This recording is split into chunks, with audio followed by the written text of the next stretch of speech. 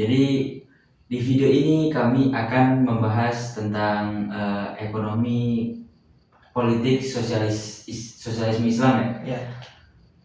Ya, sebelum kita mulai dalam pembahasan, terlebih dahulu kami akan memperkenalkan diri terlebih dahulu. Perkenalkan, nama saya Muhammad Musab Muzakir dan sebelah saya. Perkenalkan, nama saya Villa Analta Firdaus. Oke.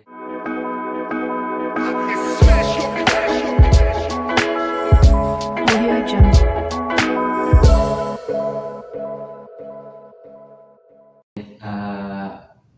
Jadi sebelum kita masuk lebih dalam mengenai ekonomi politik sosialisme Islam, mungkin kita membahas awal mulanya, awal mula kemunculan sosialisme ini. Ya. Kalau yang dalam buku yang saya baca tuh bahwa dia menjelaskan bahwa sosialisme itu muncul pada abad 19 ya. Ya. Di abad 19 itu pada saat muncul itu menjadi sebuah perbincangan yang heboh gitu. Ya. Yang sangat heboh, tapi baik dari hal yang positif seperti pujiannya, maupun ada juga yang membicarakan tentang negatifnya, itu tentang celahannya. Kemudian dalam artikel yang saya baca, ideologi sosialisme ini secara esensial merupakan produk gabungan dari dua peristiwa ya. Dari dua peristiwa, yaitu revolusi Prancis pada tahun 1789 dan revolusi industri Inggris pada abad sekian gitu. Dan kedua peristiwa ini menimbulkan berdirinya suatu pemerintahan demokrasi di Prancis dan ekspansi ekonomi besar-besaran di Inggris ya. Dari peristiwa itu menimbulkan sebuah konflik besar antara kaum pemilik modal dengan berkembangnya kelas pekerja. Dari situlah kaum sosialis berusaha untuk memperjuangkan aliansi yang ada kan. Itu menurut buku yang artikel yang saya baca. Mungkin ya, menurut pengetahuan Anda gimana? Sosialisme ini kan merupakan sebuah paham yang muncul pada abad ke-19. Pada saat itu di negara barat telah terjadi revolusi industri. Nah, revolusi industri ini terjadi atau dilandasi dengan paham kapitalisme. Nah, pada awal mulanya para penggagas paham sosialisme ini merasa khawatir terhadap penindasan yang dilakukan oleh kaum yang memiliki modal terhadap kaum yang lemah atau yang kaum buruh, para pekerja. Oleh karena itu mereka menggagas suatu gagasan yang revolusioner, di mana gagasan tersebut merupakan paham sosialisme. Nah, kan tadi awal mulanya karena dua kejadian besar, yakni revolusi yang ada di Prancis dan revolusi yang ada di Inggris. Revolusi industri Inggris ya. Nah, itu kemudian ide ini disebarluaskan oleh beberapa tokoh seperti Karl Marx atau Friedrich Engels dan lain sebagainya, sehingga menyebar luas dan menjadi sebuah paham yang dikenal di seluruh dunia. Maka itulah merupakan sejarah dari sosialisme barat. Berarti kemunculannya itu berawal dari peristiwa kapitalis yang mana kaum pemilik modal yang di atas, pemilik modal yang di atas, kaum pemilik modal di atas menindas orang yang di bawah ini, para pekerja ya. Kemudian yang tokoh-tokoh itu resah gitu. Karena penindasan yang terjadi tersebut. Jadi mereka menggagas suatu ide yang menginginkan kesetaraan dan penghapusan kelas-kelas sosial. Jadi kayak ingin melengsarkan kapitalis tersebut jadi yang biar semuanya adil, ya merata. jadi muncullah sosialisme ini. Iya betul. Dan di artikel itu saya membaca definisi dari sosialisme itu berasal dari kata sosial yang mana ditambahkan dengan isme. Ya. Seperti kalau menurut Kamus Besar Bahasa Indonesia, sosialis itu sosial diartikan dengan hubungan antara individu atau kelompok masyarakat dengan kelompok masyarakat yang lainnya. Ya. Habis itu sedangkan sosialisme ini diartikan dengan aliran yang berhubungan secara langsung interaksi sosial yang terjadi dalam masyarakat. Ya. Nah, dalam benak pikiran saya ini kan kita berada di Indonesia nih. Ya. Nah, itu gimana awal mula kemunculan di Indonesia itu gimana? Paham sosialisme kan merupakan produk Barat. Produk Barat yang kemudian paham tersebut atau produk tersebut dibawa oleh beberapa tokoh pelajar atau intelektual Indonesia ke negaranya. Nah kan pada saat itu abad ke-19 Indonesia masih dalam jajahan Belanda yang merupakan kaum imperialisme. Kaum imperialis. Belanda menjadi Indonesia sudah lama. Bertahun-tahun. Sangat lama sekali. Nah makanya para tokoh pemikir Indonesia itu merasa perlu untuk membawa gagasan revolusioner yang berbentuk sosialisme ini ke Indonesia agar menumbuhkan semangat juang. Jadi menambahkan semangat yang bergebu-gebu ya kepada rakyat Indonesia untuk menghilangkan penindasan penjajah Belanda ini. Iya. Nah sosialisme di Indonesia juga ada karena ada politik etis yang diterapkan di Indonesia oleh para pemerintah Hindia Belanda yang pada saat itu ada di Indonesia. Nah, itu apakah itu berdampak positif apa gimana? Politik etis ini berdampak positif bagi rakyat Indonesia karena dengan adanya politik etis itu masyarakat Indonesia memperoleh pelajaran terkait paham-paham dan sebagainya. Nah, dengan adanya pendidikan yang masuk ke Indonesia, ke masyarakat Indonesia melalui politik etis tersebut, itu menumbuhkan rasa kritisan, kemudian rasa kecemasan terhadap penjajahan atau penindasan yang dilakukan Belanda terhadap Indonesia. Dan itulah yang mengakibatkan adanya semangat dari masyarakat Indonesia untuk memerdekakan dirinya dari penjajahan Belanda. Berarti itu pemerintahan Belanda ini juga memiliki hal positif untuk masyarakat Indonesia. Ya. Yang mana itu dampak itu pada aspek pendidikan ya. Ya. Jadi kayak pribumi itu mendapatkan pendidikan yang lebih ya. Ya. Nah, jadi meningkatkan pemikiran rakyat pribumi masyarakat Indonesia sehingga pikiran mereka terbuka dan mulai sadar bahwasannya perlu kemerdekaan bagi negara mereka. Begitu.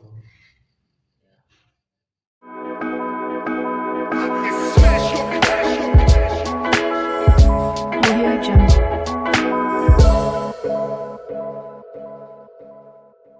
Baik, tadi kita telah membahas tentang ekonomi politik sosialisme Barat, ya, termasuk dalam sejarahnya. Sekarang kita akan masuk dalam pembahasan sosialisme Islam. Islam yang telah kita ketahui ya, bahwa Islam turun di Jazirah Arab, dan pada saat turun itu pun telah terlihat wajahnya bahwa dia akan membenarkan kayak keadilan gitu ya, mengajarkan keadilan. Tak heran bahwa utusan akhir yaitu Nabi Muhammad diberi gelar Al-Amin dari kalangan orang-orang bawah kan. Dan para penganut agama Islam terdahulu pun termasuk dari kalangan rendah. kemudian Islam itu juga merupakan yang agama yang sempurna kan. Ya. Karena Islam tidak hanya mengatur hubungan antara manusia dengan Tuhannya, namun mengatur juga hubungan manusia dengan sesamanya. Ya. Yaitu kalau di Arab kan tuh hablum minallah wa hablum minan nas kan. Ya. Itu kalau menurut Anda sendiri gimana tentang sosialisme Islam? Islam ini kan turun di Jazirah Arab. Islam turun ketika masyarakat Arab masih berada dalam fase jahiliyah, fase kebodohan. Di mana pada fase kebodohan tersebut masih kental dengan yang namanya perbudakan, kemudian penindasan, kemudian pelecehan wanita dan sebagainya. Nah, itu kita mungkin sudah tidak jarang lagi mendengar kasus seperti itu pada masa awal kemunculan Islam. Nah, jadi mungkin dari sini bisa kita lihat bahwasannya Islam hadir di Arab untuk menghilangkan perbudakan, kemudian penindasan dari kaum Quraisy. Karena yang pada saat itu berkuasa itu adalah kaum Quraisy. Tuh. Kemudian pada masa awal perkembangan Islam juga kita bisa melihat bahwasannya Nabi Muhammad ini tidak langsung berfokus untuk menyebarkan agama Islam, melainkan mereka atau Nabi Muhammad ini dia lebih fokus kepada perbaikan keadaan sosial dan ekonomi masyarakat Arab seperti itu. Kemudian seperti dengan membawa masyarakat Arab hijrah ke Madinah, kemudian mempersaudarakan antara kaum Muhajirin dan Ansor. Nah, dari situ kan kita mulai melihat bahwasannya secara tidak langsung Nabi Muhammad ini menanamkan prinsip-prinsip sosial kepada masyarakat Arab yang ada pada saat itu. Kemudian agama Islam datang ke Jazirah Arab itu membawa perubahan yang sangat besar. Dari semula masyarakat Arab yang jahiliyah, yang tidak tahu aturan, dalam arti masih terbelakang, menjadi sebuah masyarakat yang maju dengan perekonomian yang bagus setelah kepemimpinan Rasulullah SAW. Hal ini pun diakui oleh sejarah. Sejarah Barat seperti Karen Armstrong, kemudian Philip Kahiti, mereka mengatakan bahwasannya belum ada yang mampu membawa perubahan sebesar perubahan yang dibawa oleh Nabi Muhammad SAW. Nah, kemudian salah satu sejarawan yang bernama Smith itu mengatakan bahwasannya keberhasilan Muhammad atau Nabi Muhammad SAW melakukan transformasi sosial di negara Arab atau di Jazirah Arab dalam waktu yang singkat itu secara langsung diakibatkan oleh agama Islam yang ia sebarkan atau yang Allah turunkan melalui Nabi Muhammad. Itu kan. Nah, dia juga berpandangan atau sejarawan ini berpandangan bahwasannya ajaran Islam itu merupakan basis bagi perubahan sosial, perubahan sosial yang terjadi di masyarakat Arab pada saat itu. Nah, kalau basis perubahan sosial di dalam Islam itu apa ya? Nah, basis perubahan yang terjadi pada masyarakat Arab ketika itu adalah ajaran Islam yang diturunkan Allah kepada Nabi Muhammad, yang dalam hal ini adalah Al-Quran. Oh iya, kita juga banyak mendapati ayat-ayat tentang keadilan di dalam Al-Quran itu sendiri ya. Termasuk juga yang Allah pun mensifati sebagai zat yang adil, yang Allah pun mencintai keindahan dan keadilan.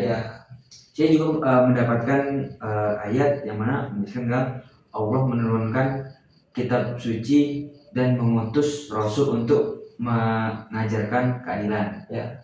Ayatnya berbunyi, laqad arsalna rusulana bil bayyinati wa anzalna ma'ahumul kitaba wal mizana liyaquman nasi bil qist وأنزلنا الحديد فيه بأس شديد ومنافع للناس وليعلم الله من ينصره ورسله بالغيب إن الله قوي عزيز, yang artinya sungguh kami benar-benar telah mengutus rasul-rasul kami dengan bukti-bukti yang nyata, dan kami menurunkan bersama mereka kitab dan neraca atau keadilan agar manusia dapat berlaku adil. Kami menurunkan besi yang mempunyai kekuatan hebat dan berbagai manfaat bagi manusia agar Allah mengetahui siapa yang menolak agamanya dan rasul-rasulnya, walaupun Allah tidak dilihatnya. Sesungguhnya Allah maha kuat lagi maha perkasa. Itu salah satu ayat yang tercantum dalam Al-Quran ya. Barusan saya dengar juga ada kalimat memerintahkan agar manusia bersikap adil. Selain ayat tersebut juga banyak kita temukan di dalam Al-Quran ayat-ayat sosial seperti Allah memerintahkan agar umatnya peduli terhadap sesamanya, kemudian agar bisa membagikan harta kekayaannya dalam rangka membantu satu sama lain, dan sebagainya gitu kan. Nah berarti dari sini aja kita udah bisa lihat bahwasanya Islam ini merupakan agama yang sangat sosialis banget gitu. Sangat memperhatikan masalah-masalah sosial yang ada di masyarakat. Karena itulah Islam menjadi dasar atau modal Nabi Muhammad untuk mengubah peradaban Jazirah Arab dari zaman jahiliyah ke zaman modern. Maksudnya berubahnya sangat pesat, dari yang gelap menjadi yang terang benderang. Dari yang gelap jadi yang terang benderang gitu. Dan kalau mungkin sosialisme Islam dan sosialisme Barat ini mirip-mirip ya? Iya, mirip-mirip. Gimana? Nah kan tadi sebelumnya kita udah bahas bahwasannya sosialisme Barat ini ada keresahan terhadap paham kapitalisme. Ya. Nah, sosialisme Barat ini mengusungkan prinsip keadilan, kemudian kesetaraan, kemudian persaudaraan gitu kan. Itu hal-hal yang mereka gaungkan, hal-hal yang mereka gemborkan ke dunia gitu kan. Nah, sementara jika kita melihat ajaran-ajaran agama Islam, itu akan banyak sekali kita temukan bahwa agama Islam juga memerintahkan hal yang sama, gitu kan, seperti keadilan, kesetaraan, gitu kan, kemudian persaudaraan, gitu kan. Nah dari sini kita bisa melihat bahwasanya terdapat kesamaan antara sosialisme Islam dan sosialisme Barat, gitu kan. Nah hanya saja sosialisme Islam itu bersumber dari Allah Subhanahu wa Ta'ala, yang tentunya dalam hal ini adalah Al-Quran gitu kan. Bersumber dari ayat Al-Quran dan ada dari hadis ya. Nah dari hadis juga gitu kan. Sementara sosialisme Barat itu lahir dari filsafat yang diakibatkan atau kemunculannya diakibatkan oleh keresahan beberapa filsuf atau pemikir akan kejadian kapitalisme, akan adanya penindasan dan perbudakan yang ada pada saat itu, pada abad ke-19 tadi itu. Makanya sosialis Islam dan Barat tuh mirip-mirip lah, kayak 11-12. Tapi ya kalau kita lebih ke Islam ya. Iya. Itu. Hanya saja mungkin sosialisme Islam itu sudah ada lebih dulu daripada sosialisme Barat. Iya. Muncul lebih dahulu daripada sosialisme Barat. Ya, seperti itu.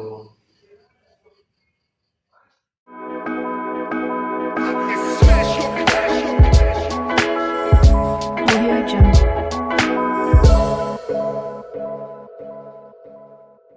Jadi tadi telah membahas tentang ini ya, asal mula munculnya sosialisme, kemudian sosialisme di Indonesia bagaimana munculnya, kemudian dilanjutkan dengan sosialisme Islam, dari awal dia datang, dari awal dia muncul gimana. Kemudian ini membahas kayak tentang konsepnya. Ya. Nah, jadi saya waktu itu pernah mendengar ternyata manusia itu dari dahulu telah memiliki sebuah masalah atau memiliki problem segitiga yang kompleks. Nah, yang masalah yang pertama ini adalah berbagai kebutuhan jasmani yang beragam, seperti kebutuhan pangan, sandang, pangan, edukasi, pengobatan dan sebagainya. Ya. Untuk masalah yang kedua itu watak dan tabiat manusia yang beragam dan kontradiktif. Ya, berbeda. Nah, yang diantara yang terpenting adalah tabiat dan dorongan ingin memiliki serta tabiat sosial, yakni dorongan untuk hidup bersama di dalam suatu komunitas. Nah, untuk masalah yang ketiga, kecintaan manusia kepada kebebasan mutlak dalam hal perilaku dan tindakan. Itu apakah ada jawaban atau gimana? Nah, mendengar masalah-masalah tersebut, ketiga masalah yang emang kompleks banget dalam kehidupan manusia, kan itu menyangkut terkait ekonomi, kemudian sosiologi dan sebagainya gitu kan. Nah, kan sebelumnya kita sudah membahas tentang bagaimana awal mula agama Islam itu menyebar di Jazirah Arab, gitu kan. Bagaimana Nabi Muhammad dengan membawa ajaran agama Islam itu mengubah bangsa Arab yang semula jahiliyah atau terbelakang dikarenakan adanya dekadensi moral atau kemerosotan moral itu menjadi sebuah bangsa yang maju, bangsa yang beradab, kemudian bangsa yang makmur, yang sejahtera dan sebagainya. Itu kan dengan menggunakan atau dengan berbasis ajaran Islam. Nah, sementara yang kita ketahui bahwasanya di dalam ajaran Islam ini banyak ayat-ayat yang memperhatikan masalah sosial gitu kan, yang memperhatikan masalah sosial dan masalah ekonomi gitu kan. Nah, barangkali masalah yang kompleks tadi yang ada 3 itu yang pernah kamu dengar itu, barangkali bisa diselesaikan menggunakan konsep-konsep atau ide-ide yang dapat kita ambil dari Al-Quran. Ya, semisal ide-ide sosialisme atau ide-ide ekonomi yang bisa kita ambil di dalam Al-Quran dan kemudian kita terapkan untuk menjadi jalan keluar bagi masalah-masalah yang kompleks pada umat manusia tersebut. Seperti itu. Seperti kita ambil contoh dalam Al-Quran ini terdapat ide tentang solidaritas sosial, ya kan? Sosial. Kita pernah mendengar ayat dalam Al-Quran yang berbunyi Bismillahirrahmanirrahim, innamal mu'minuna ikhwatun, yang artinya sesungguhnya umat mukmin atau orang-orang mukmin itu bersaudara. Ini kayaknya memiliki sangkut paut dengan sebuah hadis nih, yaitu seorang mukmin dan mukmin yang lainnya itu seperti sebuah bangunan. Jadi antara satu bagian dengan bagian yang lain saling menopang. Itu dalam hadis riwayat Bukhari. Nah, jadi dari ayat dan hadis barusan ini kita udah bisa tahu kan, udah bisa ngeliat bahwasanya agama Islam ini sangat menjunjung tinggi persaudaraan, kesolidaritasan sama umat, sama manusia satu dengan manusia lain gitu kan. Tidak hanya tentang solidaritas sama manusia gitu kan. Ajaran Islam juga sangat memperhatikan kesejahteraan manusia gitu kan. Kesejahteraan manusia ini dalam agama Islam itu bisa kita raih atau dapatkan dengan bekerja. Kan kita udah tahu nih bahwasanya agama Islam ini tidak hanya memperhatikan hubungan manusia dengan Tuhannya gitu kan, Tuhannya, tetapi juga memperhatikan atau mengatur hubungan manusia dengan manusia lain gitu kan. Seperti yang kalau Arabnya tuh hablum minallah wa hablum minan-nas gitu kan. Nah, berarti di sini juga manusia Islam itu mengatur atau memerintahkan agar manusia senantiasa bekerja. Gitu kan. Kita juga bisa temukan sebuah ayat di dalam Al-Quran, yang artinya Allah itu tidak akan mengubah keadaan suatu kaum sebelum kaum tersebut berusaha untuk mengubah keadaannya sendiri, gitu kan. Nah, berarti di sini kita bisa ambil bahwasannya ajaran Islam itu senantiasa memperhatikan keadaan manusia. Kan disuruh bekerja ya. Ya, disuruh bekerja. Jadi kayak ada yang bilang katanya rezeki itu nggak kemana. Ya. Makanya rezeki itu dikejar bukan ditunggu ya. Ya. Nah, kan berarti ayat tersebut itu sangat peka terhadap keadaan sosial yang ada di masyarakat, hingga memerintahkan masyarakat untuk bekerja guna memperbaiki permasalahan sosial. Kemudian tidak hanya itu, dalam Al-Quran juga kita menemukan ide atau konsep untuk saling tolong menolong atau membantu orang-orang yang tidak mampu, gitu kan, membantu satu sama lain, membantu orang-orang miskin, gitu kan.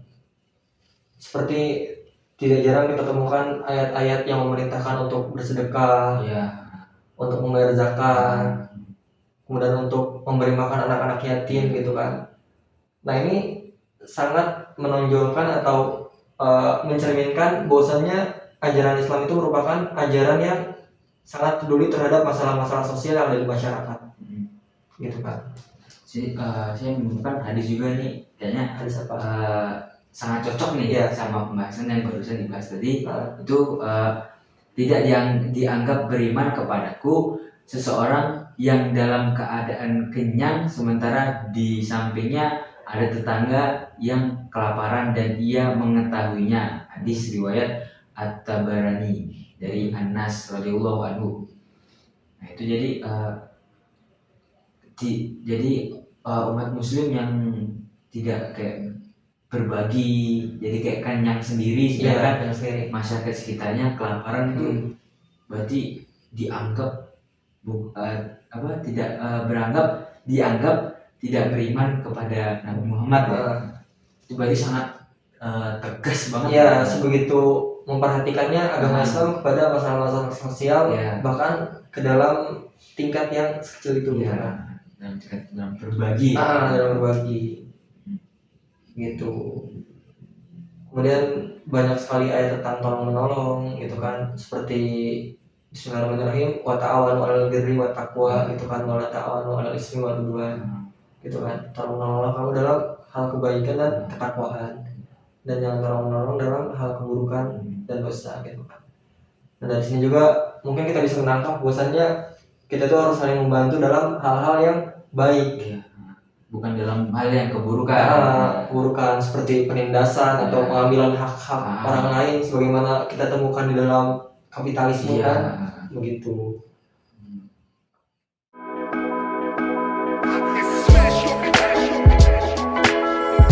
Audio Jungle.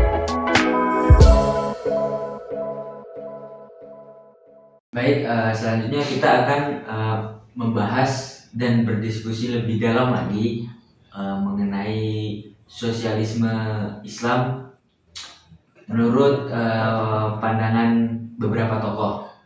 Yang salah satunya, yang pertama adalah menurut pandangan Cokroaminoto. Jadi menurut Cokroaminoto, sosialisme adalah sosialisme yang bersandar kepada agama Islam yang wajib dilakukan oleh umatnya sepanjang hal tersebut merupakan perintah dari agama Islam. Dan pandangan Cokroaminoto juga demikian, menunjukkan bahwa sosialisme Islam bukanlah sosialisme yang lahir atau mendapatkan pengaruh dari sosialisme Barat. Namun sosialisme yang didasarkan pada ajaran agama Islam. Praktik sosialisme Islam tersebut juga telah berkembang lebih dahulu dari sosialisme Barat, karena sosialisme Barat kan berkembang di masyarakat pada abad 19 ya. Sedangkan kalau sosialisme Islam telah diterapkan semenjak periode kepemimpinan Rasulullah SAW. Kalau menurut saudara sendiri gimana? Kalau saya pernah membaca sebuah buku yang ditulis oleh Cokroaminoto yang berjudul Islam dan Sosialisme. Yang saya tangkap dari pemikiran beliau adalah beliau tuh menyampaikan bahwasannya sosialisme itu sosialisme Islam berasal dari Al-Quran dan ajaran-ajaran Islam lainnya seperti hadis dan lain sebagainya. Nah, secara tidak langsung menurut beliau, jika seorang muslim bisa menanamkan atau melaksanakan nilai-nilai keislaman dalam kehidupannya sehari-hari, maka secara tidak langsung dia akan menjadi seorang yang sosialis atau demokratis. Cokroaminoto berkata demikian karena dia sudah mengetahui dan kita juga sudah mengerti bahwasannya banyak sekali nilai-nilai sosial dalam ayat-ayat atau ajaran-ajaran Islam gitu. Nah, kalau dari pandangan Cokroaminoto ini Ya. dia menyebutkan bahwa terdapat dua macam sosialisme yang dikenal oleh Islam, yaitu yang pertama itu stat sosialisme, itu baik yang bekerja dengan kekuatan pusat maupun yang bekerja dengan kekuatan otoritas lokal. Yang kedua itu industri sosialisme. Nah, jika satu negara bersifat sosialis, maka pekerjaan kerajinan, pabrik atau industri harus diatur seluas-luasnya secara sosialis. Nah, jadi itu menurut Cokroaminoto ya. Kemudian dari pembahasan barusan dan pembahasan sebelumnya kan kita hanya membahas terkait persamaan antara sosialisme Islam dan sosialisme Barat gitu kan. Nah, sebenarnya di situ juga terdapat perbedaan yang sangat fundamental istilahnya, yang sangat primer dan penting antara kedua paham tersebut. Jadi masih ada perbedaan ya. Karena sebagaimana kita tahu bahwasannya sosialisme Islam itu merupakan ajaran agama Islam, itu merupakan agama. Sementara sosialisme Barat itu merupakan pemikiran, filsafat dan sebagainya. Kan agama kan produk langsung dari produk Tuhan. Sementara filsafat ini kan produk manusia. Nah, tentu ada hal mendasar yang sangat membedakan antara sosialisme Barat dan Islam gitu.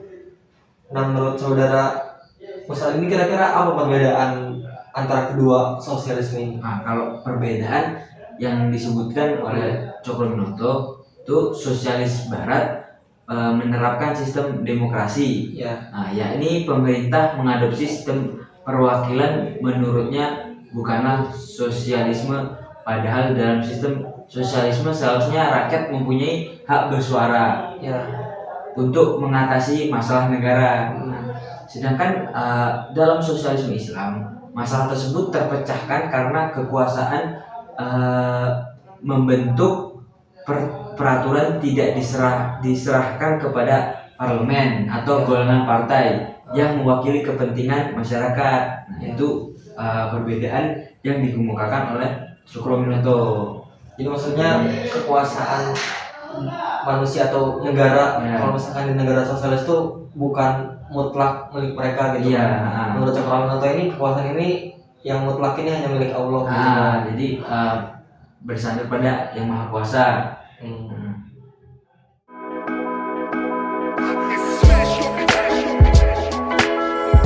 Audio Jungle.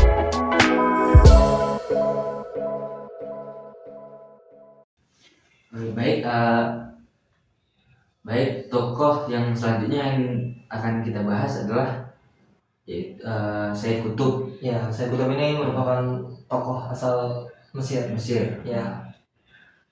Jadi Sayyid Qutb ini merupakan salah satu penggagas sosialisme Islam juga.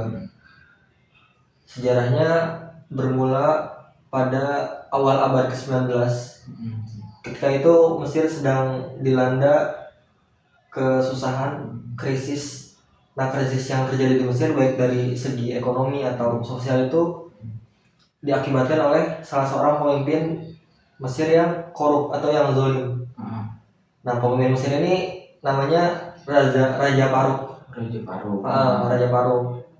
Nah, karena Mesir dalam keadaan krisis, Said Qutb ini melihat bahwasannya perlu ada gerakan revolusi untuk mengubah keadaan sosial ataupun ekonomi negara Mesir gitu kan.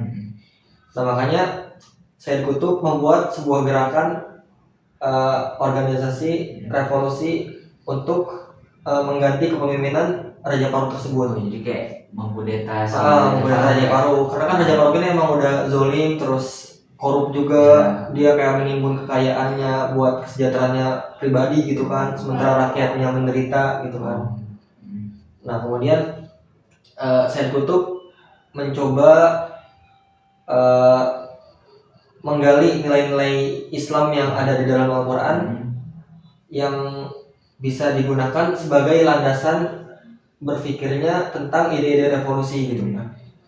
Nah, sebagaimana kita tahu kan dalam agama Islam itu banyak sekali nilai-nilai sosialisme gitu kan.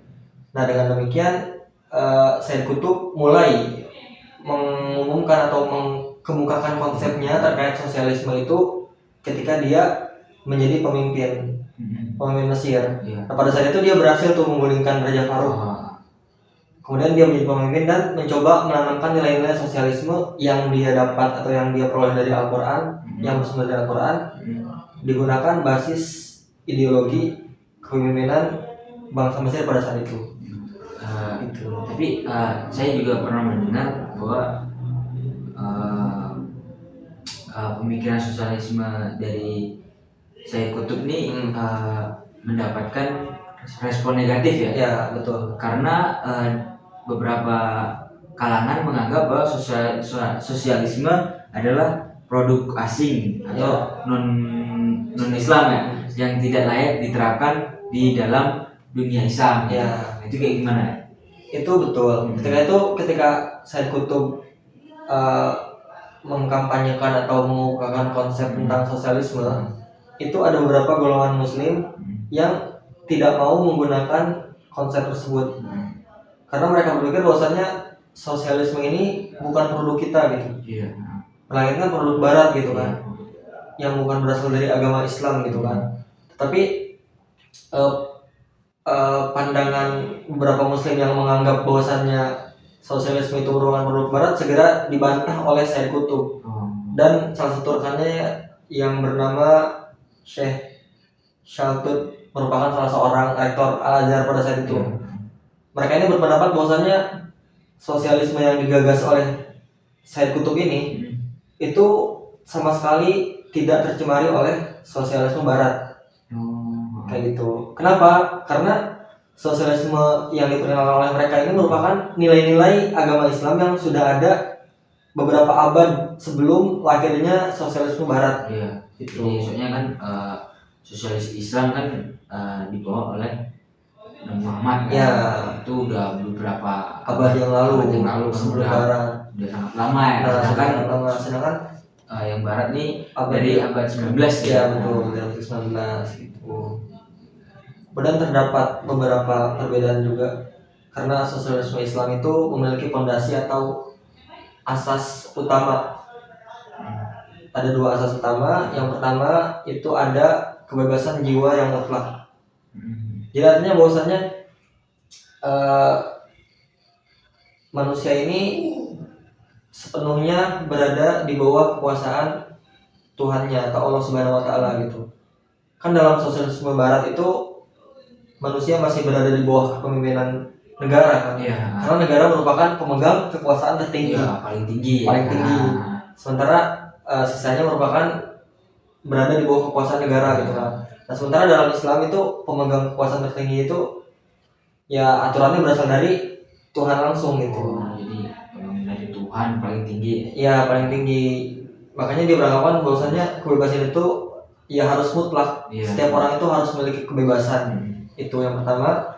Kemudian yang kedua, ada persamaan kemanusiaan yang sempurna atau yang absolut gitu. Jadi setiap orang itu menurut sosialisme Islam itu sama derajatnya di hadapan Allah Subhanahu wa taala. sama rata ya. Sama rata.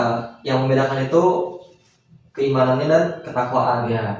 Itu. Jadi ras, golongan, kulit, kekayaan itu tidak mempengaruhi derajat manusia Di mata Allah. Di mata Allah, Oh, gitu. ya.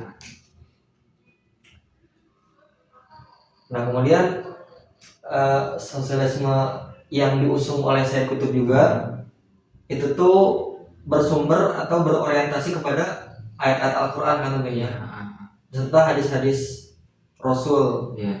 gitu kan, bersumber dari dua hal tersebut, sehingga pemahaman sosialisme yang diusung oleh Sayyid Qutb itu sangat berbeda dan tidak tercemari oleh sosialisme Barat. Gitu. Soalnya kan karena ya dilandasi dengan murni dari Al-Quran dan hadis ya. Ya murni. Jadi nggak ada sangkut paut campuran dengan sosialisme Barat kan. Terlepas dari sosialisme Barat gitu.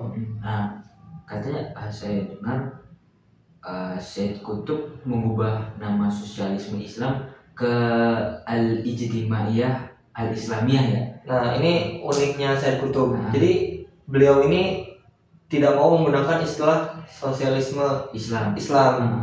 Karena jika kita menggunakan istilah sosialisme Islam itu mungkin akan memunculkan anggapan bahwasanya kita ini mau meniru atau mencontoh konsep dari sosialisme Barat. Oh iya. Itu. Nah oleh karena itu Sayyid Qutb dia lebih memilih untuk menggunakan istilah lain, yang dalam hal ini istilahnya adalah Al-Ijtimaiyah Al-Islamiyah. Jadi kayak menciptakan nama baru untuk mencari aman ya, biar orang nggak berpikiran negatif bahwa ini meniru sosialisme Barat ya. Ya, bahwasanya ide tentang sosialisme dia itu tidak sama sekali ada pengaruhnya dari Barat gitu. Ya, balik lagi kayak murni dari ajaran Islam gitu. Ini loh produk sosialisme atau produk ajaran Islam itu dengan nama Al-Ijtimaiyah Al-Islamiyah gitu.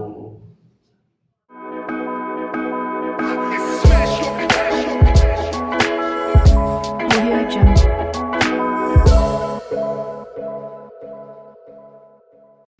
Baik, masuk dalam pembahasan yang terakhir ya. Diskusi yang terakhir ini terkait contoh nyata nih dari sosialisme Islam. Kalau saya mendapatkan contoh dari zaman Nabi.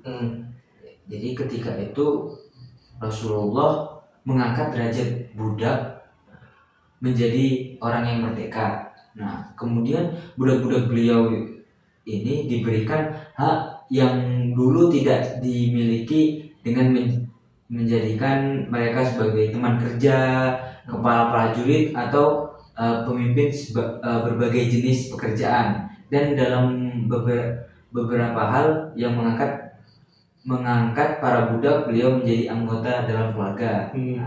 Kalau menurut saudara ini apakah memiliki contoh nyata gitu? Contoh nyata tentang sosialisme Islam berarti ya? Iya. Nah mungkin saya akan menyampaikan salah satu contoh yang ada kaitannya dengan ekonomi, ya kan? Karena kan kita membahas tentang ekonomi politik, sosialisme Islam, gitu kan. Nah di Indonesia ini kita sudah tidak asing lagi dengan yang namanya zakat. Zakat ini kan salah satu rukun Islam, ya kan? Rukun Islam yang harus dipenuhi oleh umat-umat Islam tentunya, ya kan? Nah zakat ini merupakan salah satu ajaran atau amalan agama Islam yang di dalamnya terkandung konsep sosialisme Islam. Jadi terdapat nilai-nilai sosialisme. Karena dengan zakat kan kita membantu orang-orang yang tidak mampu, ya kan? Iya benar. Nah dengan kita membantu orang-orang yang tidak mampu itu dengan zakat, itu secara tidak langsung kita akan memperbaiki keadaan sosial atau ekonomi orang-orang tersebut gitu kan. Nah dengan tidak langsung kita dapat mengakui bahwasannya zakat ini erat kaitannya dengan nilai sosialisme Islam gitu kan. Bahkan tidak cuma zakat ya. Mungkin dalam Islam kita mengenal yang namanya kayak sodako, terus wakaf, terus video gitu kan yang harus kita kasih ke termasuk ke dalam contoh-contoh nyata ya. ya contoh nyata yang kita temukan di Indonesia gitu Ya. kan, contoh nyata. Baik, mungkin pembahasan kita Diskusi. diskusi kita cukupkan Ah. terlebih dahulu. Terima kasih telah saling bertukar ilmu Pemikiran. ya. Saya mendapatkan ilmu juga, Sama-sama. Anda juga mendapatkan ilmu. Ya. Baik, sekian dari video kami. Terima kasih juga kepada penonton yang sudah menonton Setia menonton diskusi video, kami selama 30 menit ke belakang. ya. Kita cukupkan kita cukupkan Sekian. diskusi kita. Wassalamualaikum warahmatullahi wabarakatuh. Terima kasih.